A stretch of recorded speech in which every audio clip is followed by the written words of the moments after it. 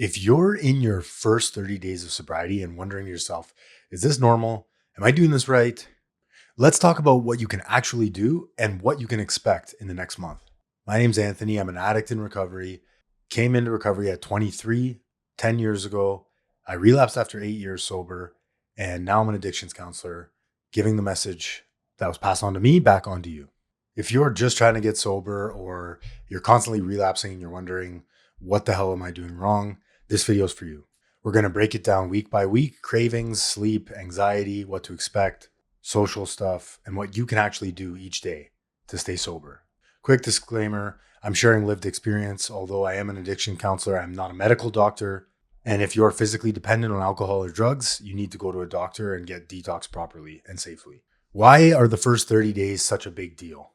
This is where most people relapse. They start over and over again. And they can't figure out why. Your body and your brain are coming off of something they haven't been without for a long time. The goal of the next 30 days is not to fix your whole life, to feel amazing every day. The real goal is to survive those intense cravings without having to pick up, build tiny, simple routines that make the next day easier, and to show your brain that you can live without alcohol. If you've been drinking heavily, you should see a doctor before detoxing on your own. Alcohol withdrawal is dangerous and lethal. So before you quit drinking, you will feel anxiety. You will miss alcohol. This is all totally normal. I want you to shift your mindset from I have to figure out the rest of my life sober to I'm just not going to drink today.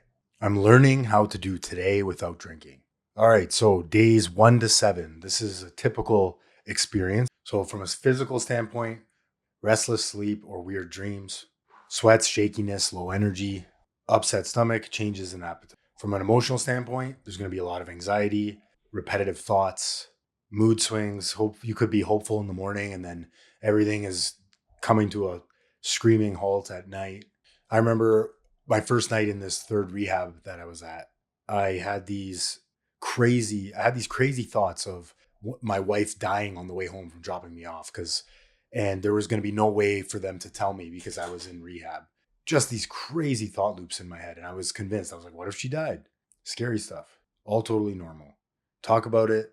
Get it out there. It'll lose its power as soon as you get it out. And it's not ruminating in your head. So most important thing is to focus on the 24 hours ahead. That's it. Don't think about tomorrow. Don't think about next week. Don't think about staying sober at your cousin's wedding or your wedding. Can I get through today without a drink? Or even better, can I get through the next 15 minutes without a drink? Drink lots of water, electrolyte drinks. Try to eat something even though you're definitely not going to be hungry. Blood sugar crashes make cravings way worse. I want you to simplify your life this week. You might have to say no to some optional social events. Keep your schedule basic. Sleep, food, movement, support. And when a craving hits, pause, breathe, and delay. Tell yourself things like, I can drink tomorrow if I still want to. I'm not going to drink today. Change your state. Get up, go for a walk, take a cold shower, call a friend. Do something else. Get your mind off of it. So week 2, days 8 to 14, you might think, I'm feeling better. Was it really that bad? It wasn't that bad. I was overreacting back. It's not that bad. I was overreacting. Cravings can be more psychological than physical now. Boredom hits extremely hard. You'll find that when you quit drinking, you have a lot more time to do things. Now that you're not going to the liquor store all the time and trying to find ways to fund your escapades. People might now start asking you, why aren't you drinking? Fucking weirdo, right? My favorite thing is when someone offers you a drink in recovery, no, I'm good. I'm just not drinking today. Most of the time people will leave you alone, but if they need to know and they just won't leave it, might be good to give them a little bit of a taste of what it's like, what happens when you drink. And maybe it's time to be honest. For me, if I pick up that drink today, I'll end up smoking meth again on your couch, crashing your wife's car into the garage, then calling you and asking you to bail me out of jail. Usually that shuts people up. Be aware of the brain negotiation. So maybe I'm not an addict. Maybe I'm not an alcoholic. Maybe I can have beer instead of scotch. Your brain is going to continually try to trick you into drinking again because your addiction wants you dead. Let's be honest. This is where you can start introducing one of my favorite tools, HALT. Hungry, angry, lonely, and tired. Do not make decisions when you are in one of these phases or states of mind.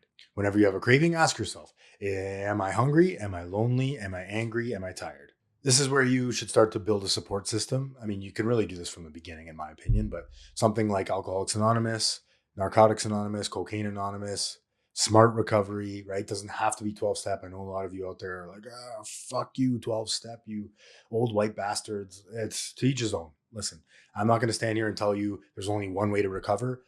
Alcoholics Anonymous does not have a monopoly on recovery. Find your way that works for you, that you like, and that keeps you sober. You need a community of like minded people who are sober because they've gone through what you're going through. And they can better direct you, not your mom, not your sister, not your cousin. All right, days 15 to 30. Some of your energy is going to start to come back. Brain fog may start to slowly lift. You might be able to start seeing things clearer. You might get some random strong cravings out of nowhere. The other day I was, walking outside and I had this idea that I should probably get into drug dealing because I don't have enough money, completely out of nowhere. But that was my brain trying to get me to do drugs again, to jump back into addiction, right? It literally can come out of nowhere. You hear a song, you see someone you used to party with, and all of a sudden you think about the good old days, right? How fun was that? It wasn't fun. Let's be honest. Otherwise, you wouldn't be watching this video. It's important at this point to start building life routines, simple stuff that we never did in our drinking and using that people all around the world do every single day.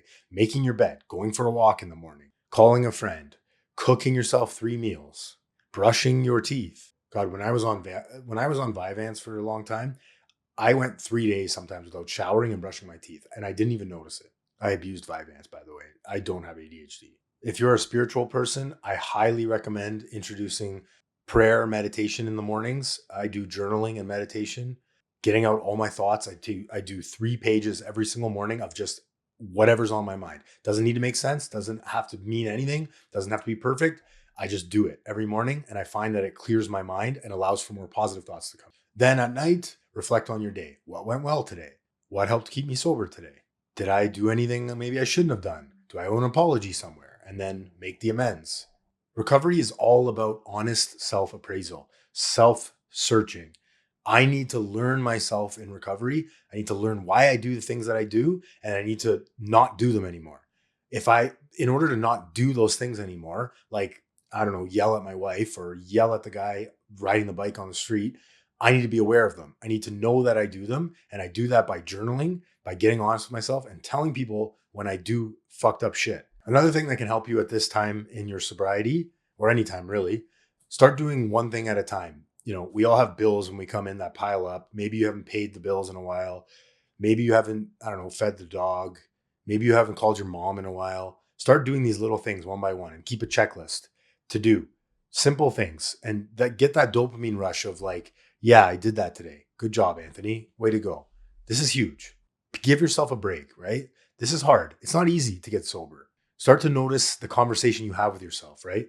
Oh, you fucking idiot. Replace that with, I'm just doing the best I can and I make mistakes. I'm a human being and I make mistakes from time to time. Get that vocabulary of, I'm a bad person out of your head. It's not going to help you at any point in this journey. All right, common traps that you will encounter in the first 30 days. I feel better now. I'm going to drink normally. I can just have one. Oh my God, I hear that all the time. Let's be honest. When was the last time you just had one of anything? Don't fall back. Try your best not to fall back into that cycle of drinking, consequences, swearing you'll never do it again, a few good days or weeks, forgetting all that pain you just caused yourself, and then back to maybe I can just have one. You're probably feeling better now because you've removed the substance, not because you can drink normally again. Another trap you might fall into is cross addiction, replacing alcohol with sugar or gambling or, Zins. Watch out for this stuff. Shopping is another one. At one point, my Amazon guy replaced my drug dealer. I'm being dead serious. I'm a lot better now. But hey, if buying sneakers on the internet is going to keep you sober another day, go for it, man. Your brain is looking for dopamine right now. So you might be scrolling on social media more. You might be gambling. Just be aware of that stuff. Shopping included. You just removed the main, really, source of dopamine that you were getting for all this time. Be aware of that. Trap 4, all or nothing, right? We are very black and white thinkers. I missed a meeting. I suck at this. What's the point? I ate terribly last night. Might as well go drink. You can mess up your day without throwing away your sobriety. Just get to tonight. It's progress, not perfection. All right, I'm going to walk you through a quick template of a day, if you will, in recovery that's going to be beneficial for you. Wake up, drink water, hygiene routine, make your coffee, Read recovery literature, journal, pray, meditate, say something out loud like, today's going to be a great day, or I'm choosing not to drink today. I will reassess tomorrow. If that sounds stupid and, I don't know, hoaxy to you right now, just try it. What do you have to lose? Maybe you're wrong about getting sober. I know I was. I needed help. Next, move your body. So go to the gym, go for a walk, something simple. Doesn't need to be a 2-hour thing at the gym where you're lifting with all the bros. 5, 10, 15 minutes on the treadmill, anything, bike, whatever. Move your body. Eat something real every 3 to 4 hours. If a craving hits, go back to the halt. Hungry, angry, lonely, tired. What am I actually feeling right now? Do I really want alcohol, or am I hungry, angry, lonely, and tired? Text or call someone or listen to a recovery podcast to get through it. It'll always pass. I promise you. This too shall pass. Every craving will pass eventually. But you have to do something about it. You can't just sit in it and will your way through it. You've done that long enough. Time for something new. Start a gratitude list. 1 to 3 things you're grateful for. Even if it's as simple and seemingly insignificant as, I'm grateful for coffee. I'm grateful for my legs. I'm grateful for my family. Write it down, get it out. You don't need to feel confident to be sober. Just keep making one good decision at a time. And if you can't do the next right thing, do the next thing right. I'm just not drinking today. Just don't drink today. Get to bed sober. Get to midnight sober. I'll reassess tomorrow. And if you're like me and you've relapsed 1,000 times, you're not alone. As long as you're still alive, there is still hope. As long as you're still alive, there is still hope for you. Keep trying. Don't give up. If you keep relapsing, maybe you need a new plan. Maybe you need to ask somebody else for help and then follow the direction. I want you to drop your sobriety date in the comments. How long you've been going for. Tell me how your day is going. Check in with me. Recovery is simple, not easy. I've been doing this for 10 years and I'm anything but perfect. I fuck up all the time. But what I don't do today is pick up a drink or a drug. And I pick up the phone before I take that drink or drug. Most important thing. Hardest thing, most important thing.